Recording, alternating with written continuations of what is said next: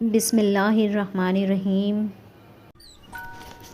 فدائی قبیلے کے چند ایک منافق لوگوں نے وقت کے عالموں کو اکٹھا کیا اور کہا سلطان صلاح الدین ایوبی سے ایسے سوالات کریں جن کے جواب انہیں ہرگز نہیں آنے چاہیے۔ فدائی قبیلے میں اعلان کیا گیا کہ جس کے پاس علم کا سمندر ہے وہ لوگ آج سردار کے پاس حاضر ہوں۔ جب فدائی قبیلے کے بڑے بڑے عالم سردار کے پاس پہنچے تو سردار نے کہا کہ تم لوگ ایسے سوال بناؤ جن کا جواب سلطان کو نہیں آنا چاہیے۔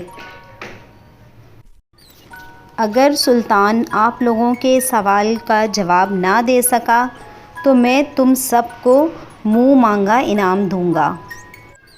اسی سردار کے محل میں ایک بوڑھی عورت کام کرتی تھی جو یہ سب سن رہی تھی۔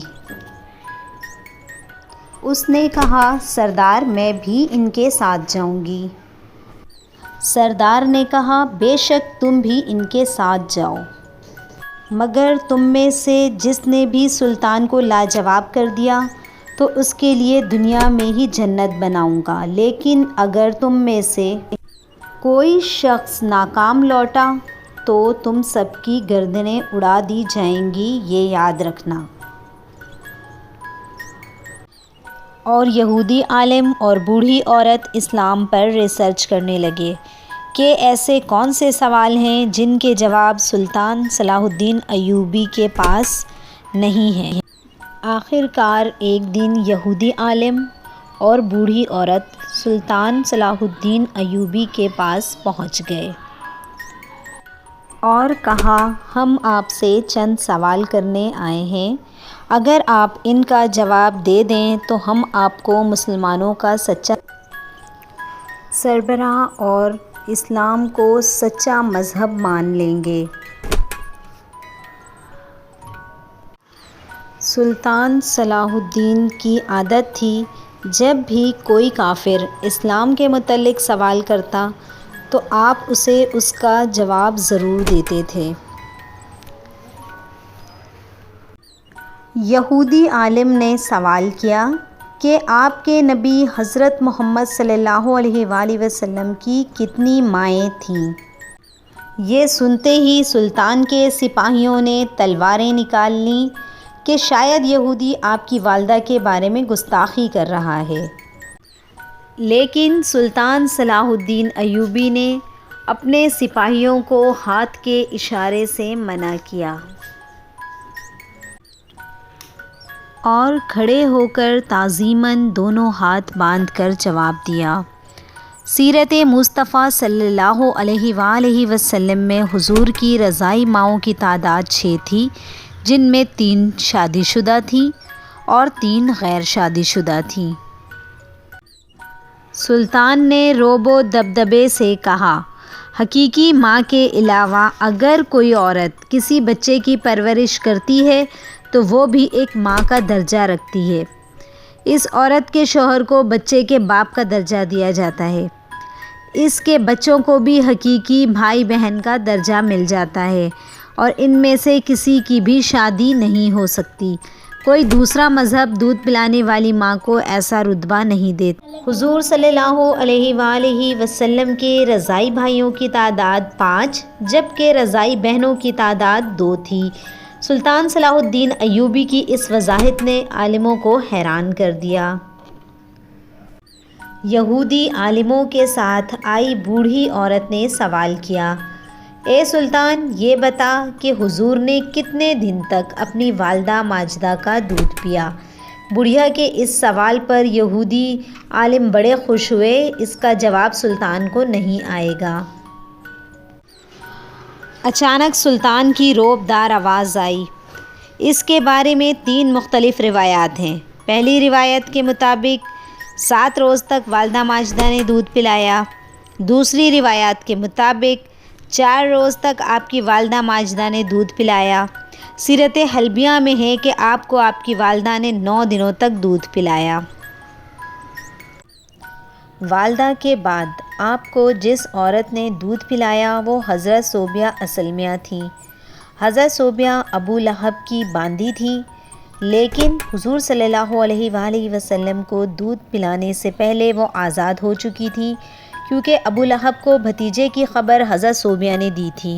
حضور کی پیدائش کی خوشی میں ابو لہب نے حضرت صوبیہ کو آزاد کر دیا تھا۔ عربوں میں رواج تھا، پیدا ہونے والے بچے کو خالص عربی زبان سیکھنے اور تہذیب سیکھنے کے لیے کسی گاؤں میں بھیج دیا جاتا تھا۔ اسی روایت کے مطابق